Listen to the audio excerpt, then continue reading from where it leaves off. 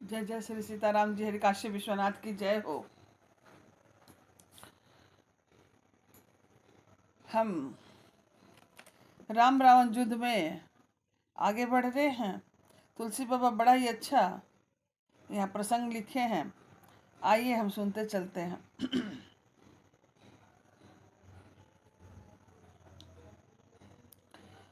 तुलसी बाबा छंद में लिखते हैं, जब किन्न तो ते ही पाषंड भय, प्रगट जंडू प्रचंड, बेताल भूत पिशाच कर धर धनु नाराच, जोगनि कहे कर बाल एक हाथ मनुज कपाल, कर सद्य सोनित पान नाचय करहु बहु गान, धरु धाय मारहु बिलहि घोर रही पूरी धुनि चहुओर, मुख बाई धावहु खान तब लगे किस परान, तह जाहि मरकट भागी तह बरत देखहि आगी, भय बिकल बानर भालु पुनि लाग बरसै बालू, तह तह जहाँ थकित करि शीस गरजहु बहुरि दस शीस,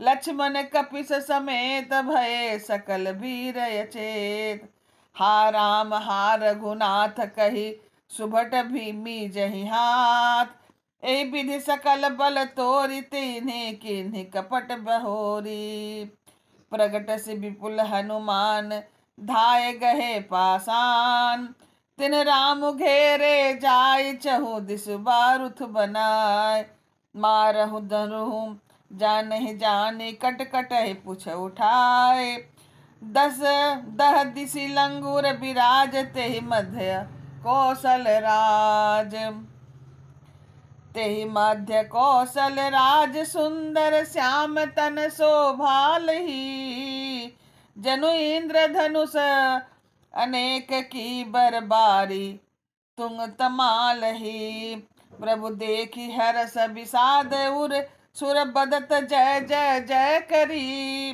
रघुवीर एक ही तीर कोपि निमेष महु माया हरि। मतलब जब रावण जब वो भी उससे चोट लगने लगी, जब विदीर्ण होने लगा, तो हाहाकार करते हुए उसने पाखंड माया रचा। तब भयंकर जीव प्रकट हुए, नाना प्रकार के बेताल भूत और पिशाच हाथों में धनुष बाण लेकर प्रकट हुए। जोगनिया भी एक हाथ में तलवार दूसरे हाथ में मनुष्य की खोपड़ी लिए हुए चारों तरफ ताजा खून पीने लगी और नाचने लगी। नाचते हुए तरह तरह की आवाजें भी मुंह से निकालने लगी। पकड़ो पकड़ो मारो अनेक शब्द घोर शब्द बोल रहे थे। मारो मारो सब दिशाओं से ध्वनि उभर कर आ रहे थे और वो दौड़ती हुई बानरों को खाने और भगाने लगी। बानर भागकर जहां भी जाते वहीं आग जलती हुई देखते थे। बानर भालू व्याकुल हो फिर रावण को बालू बरसाने लगे।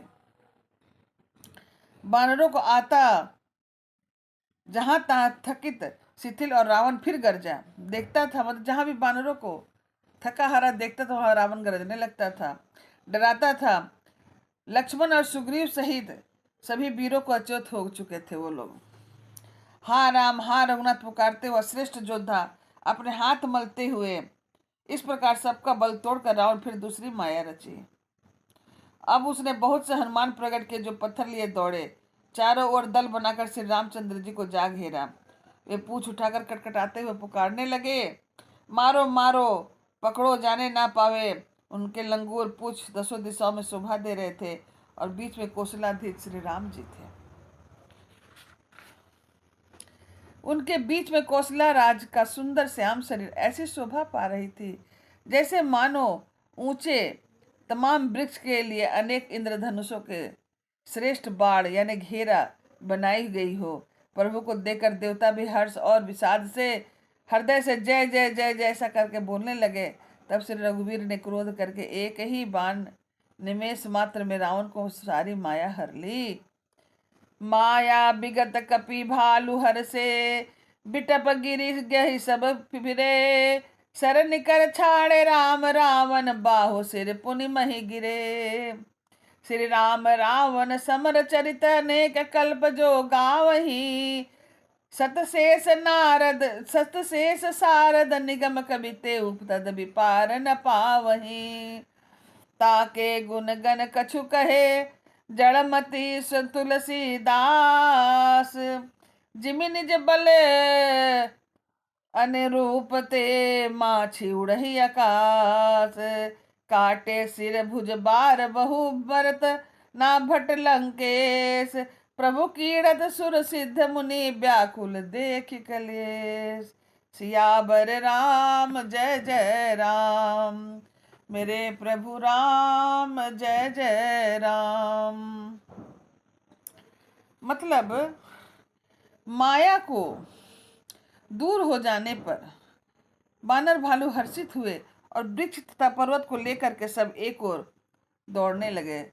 श्री राम जी ने बाणों का समूह छोड़े, जिससे रावण के हाथ और सिर कट कट कर पृथ्वी पर गिर पड़े। श्री राम जी ने रावण जी का युद्ध चरित्र आदि सैकड़ों से सरस्वती वेद और कवि आदि कल्पों तक गाते रहे तो भी उसका पार नहीं पा सकते। ताके गुणगण कछु कहे जड़ मत तुलसीदास। मतलब उसी चरित्र के कुछ गुणगण मंद तुलसीदास बाबा कहेंगे, जैसे मक्खी भी अपने पुरुषार्थ के अनुसार आकाश में उड़ती है। सिर और भुजाएं बहुत बार काटी गई, फिर भी रावण नहीं मरता। प्रभु तो खेल कर रहे हैं, परंतु मुनि सिद्ध और देवता उस पर क्लेश को देख करके प्रभु के क्लेश पाते समझ करके व्याकुल हैं। काटते काटत बढ़ी शीस समुदायी, जिमि प्रीत लाभ लोभ अधिकाई। मरई न रिपु श्रम भयहु विशेषा, राम विभीषण तन सब देखा। उमा काल मर जाकी इच्छा, सो प्रभु जन कर प्रति प्रतीक्षा। सुनि सर्वज्ञ चराचर नायक, प्रणत पाल सुर मुनि सुखदायक। मतलब काटते ही सिरों का समूह बढ़ जाता था। रावण के जितने बार सर कटते फिर उतना बढ़ जाता था। इस प्रत्येक लाभ पर लोभ होता था। शत्रु मरता ही नहीं है, परिश्रम बहुत हुआ। तब श्री रामचंद्र जी ने विभीषण की ओर देखा। शिव जी कहते हैं कि हे उमा, जिसकी इच्छा मात्र से काल भी मर जाता है, वही प्रभु सेवक की परीक्षा ले रहे हैं। विभीषण जी ने कहा कि हे सर्वज्ञ, हे चराचर के स्वामी, हे शरणागत के पालन करने वाले, हे देवता और मुनियों को सुख देने वाले, सुनिए। नबि कुंड पीयूष बस यके, नाथ जीयत रावण बलता के। सुनत विभीषण बचन कृपाला, हरसि गहे कर बान कराला। अशुभ होन लागे तब नाना, रोवहि खर सुकाल बहु श्रवाना। बोलहि खग जग आरत हुए तू, प्रगट भय नभ तह तह के तू। 10 दिस दाह होन यति लागा, भयहु परव बिनु रवि उपरागा। मंदोदरी उर कंपति भारी, प्रतिमा सरवनहि नयन मगवारी। प्रतिमा दुर्दहि पविपात, नभ यति बात बह डोलति मही। बरसहि महाबहाहक, बरसहि बलाहक, रुधिर कजरज अशुभ यति सक को कहीं। उत्पात यमित बिलोक नभ पुसुर, बिकल बोलहि जय भय। सुर सभय जानि कृपाल, रघुपति चाप सर जोरत भय। खैचि सरासन श्रवण लागी, छाड़े ए सर एक शीस। रघुनायक सायक चले, मानहु काल फनीस। सायक एक नाभि कर सोसा, अपर लगे भुज सिर करि सो रोसा। लय सिर बहुन चलावन राचा, सिर भुजहीन रुंड महिनाचा। मतलब कि 10 दिशाओं में अत्यंत दाह होने लगा, आग लगने लगी। बिना ही पर्व जोग के समान सूर्य ग्रहण होने लगा। मंदोदरी का हृदय बहुत कांपने लगा। मूर्तियां नेत्र मार्ग से जल बहाने लगी।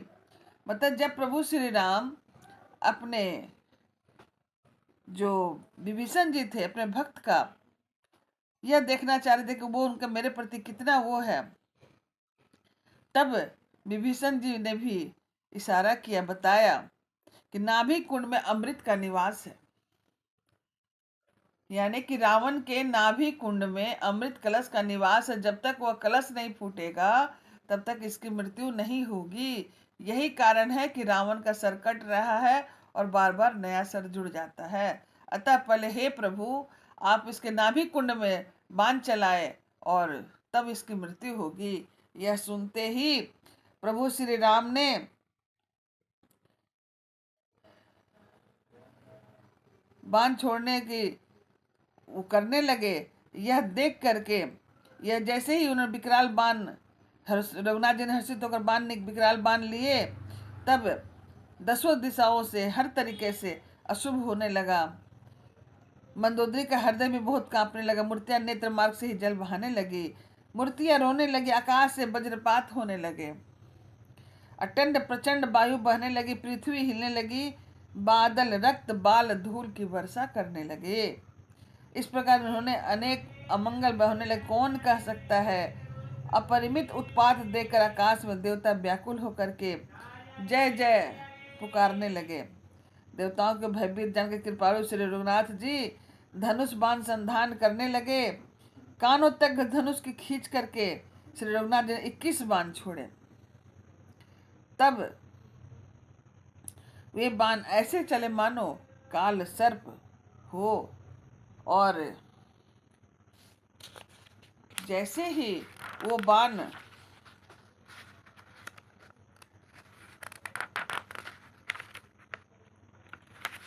रावण के नाभि कुंड में लगा, वह अमृत को सोख लिया।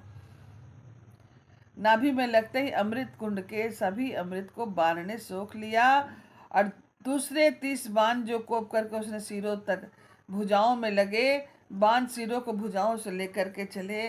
सिरों और भुजाओं से रहित खडुंड यानी कि धड़ पृथ्वी पर नाचने लगी। धर निधसई धर धाव प्रचंडा, तब सर्वहति प्रभु कृत दुई खंडा। गरजत मरत घोर रव भारी, कहाँ रामुरन हतो प्रचारी। मतलब धर प्रचंड वेग से दौड़ता है, जिससे धरती धंसने लगी। तब प्रभु राम बाण मारकर इसके भी 2 खंड कर दिए।